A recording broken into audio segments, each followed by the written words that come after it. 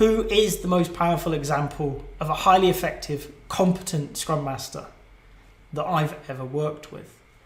Well, this is a really hard question because unlike in product management where we can easily point to, the Steve Jobs, the Marty Kagans of the world that stand out, a great Scrum Master doesn't. They work behind the scenes. One of the favourite titles that I've ever been given was the Eminent Greece, the power behind the throne. And I absolutely loved it because it summed up what I was there to do. And when I think about the great Scrum Masters, none of them would thank me for naming them. Hi, my name's John McFadyen. I'm a managing partner with Agile Centre, a certified Scrum trainer, and I've been in the Agile and Scrum community now for over 20 years. So if I can't name one great Scrum Master, and I've worked with many, and as I said, I don't think they would appreciate me name dropping them, because actually when you think about it, the role of a Scrum Master is the power behind the throne. We're not the people who stand front and centre. We're the people who help others stand front and centre. We want to be the people who create an environment where others can do a great job. Praise for Scrum Masters is sparse.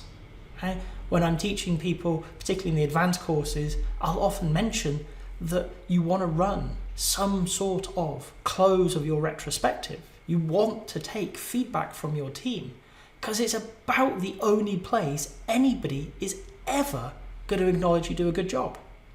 Because the rest of the time, if you do a good job, it's evident in other people doing a better job. And it takes quite a self-aware person to realise that they are better because of your existence. And I hope your teams do. I hope they do recognise you and thank you. But my experience is it doesn't happen often. It's welcomed when it does, don't get me wrong, but it's also not expected. So what I'm looking for from a great Scrum Master is humility. You're looking for somebody who is not there for the glory for themselves. They're there to help other people. They want other people to do a great job. They, in fact, likely get their enjoyment from seeing other people succeed. When I think to some of the great Scrum Masters that I've worked with and that I've coached and mentored over the years, the satisfaction for me is when I see them go above and beyond what we've talked about to achieve new things, to get their teams to new heights. Okay? I feel good for them. I feel very happy in myself because I know that I've played a small part in that, but I know that they've done a lot of work and much of it unseen by the team as well as the rest of the organisation. And they don't ask for anything. They know they did a good job. They know that their team, when push comes to shove, know that they did a good job, that they are an important part of that team, even though they may not build the thing that the developers are building. They may not make the decisions and be in the high-level conversations that the product owner leads. They're just there doing their job, ensuring everybody has what they need, there's no major problems in the team, conversations are brought up as and when they're needed.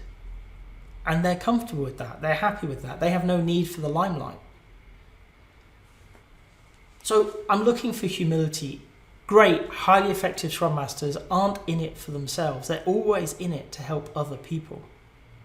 But there are some other things. They need a level of resilience because they're not going to be thanked, because they're not going to be told they're doing a great job. Right? They need to know it. They need to be able to seek it from what they can. They need to be able to bounce back because not everything goes the right way. We try things and it doesn't always work. In fact, probably more often than not, things don't go how you expected.